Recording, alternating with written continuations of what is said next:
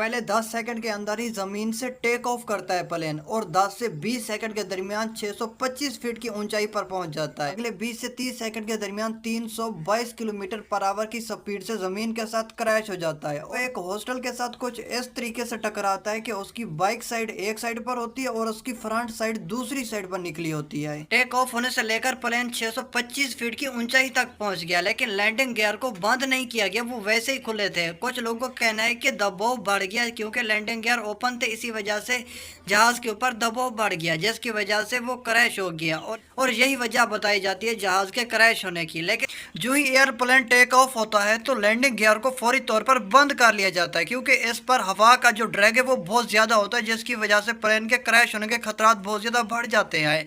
Flaps को फौरी तौर पर खोला जाता है, वो हवा के प्रेशर को कंट्रोल करता है और इसके अलावा जो ही लैंडिंग होती है तो उस वक्त भी लैंडिंग गियर को खोला जाता है और फ्लैप्स जो है ना उनको भी खोल दिया जाता है। इतना ज़्यादा खतरा तो उसके लिए बढ़ जाते हैं तो उसे क्रैश ही समझो। इसके अलावा अभी जो क्रैश हुआ है तो उसका मलबे को चेक किया जा रहा है, एक एक पुर्जे को अलग अलग करके रखा जा रहा है, उसकी इन्वेस्टिगेशन की जा रही है कि कौन सा पुर्जा खराब था, तो उसके बाद ही मजीद तहकीक का पता चलेगा। इस हादसे में टोटल 290 लोग हलाक हुए हैं और उनमें से 5 जो थे वो तोलबा थे। ये एक हॉस्टेज के ऊपर जाकर गिरा था और उसके आर पार हो गया था, उसकी जो बिल्डिंग थी उसके आर पार ये जहाज हो गया था, तो 50 तोलबा जख्मी हुए और 5 हलाक हो गए। इसकी सीसीटीवी फुटेज भी रिकॉर्ड हुई है जो 18 सेकंड की है, जिसमें यह दिखाया गया ये कैसे टेक ऑफ करता है और कैसे ब्लास्ट होता है। थोड़ी सी दूरी पर जाकर ये 10 सेकंड में टेक ऑफ करता है और फिर 10 से 20 सेकंड के दरमियान 625 फीट की ऊंचाई तक पहुंच जाता है। 625 फीट की ऊंचाई पर पहुंचने के बाद 20 से 30 सेकंड के दरमियान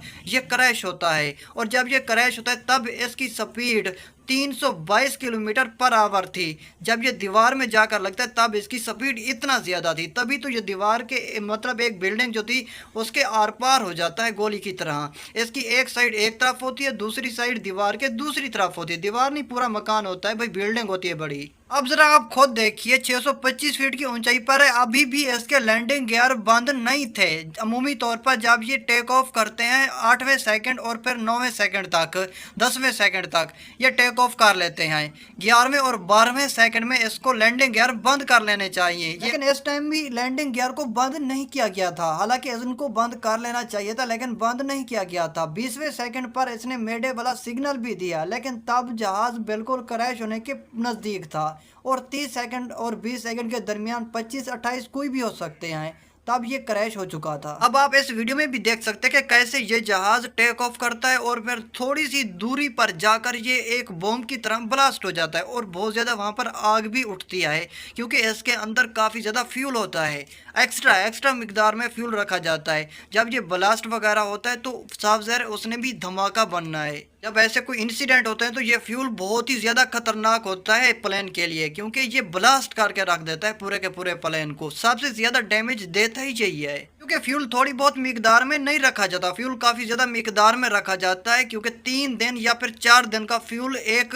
प्लेन के अंदर रखा जाता है ताकि अगर कोई इंसिडेंट मतलब कोई ऐसा हादसा हो जाए तो फिर यह 3 से 4 दिन हवा में आसानी से उड़ सकता है और इतना ज़्यादा खुराक भी रखी जाती है।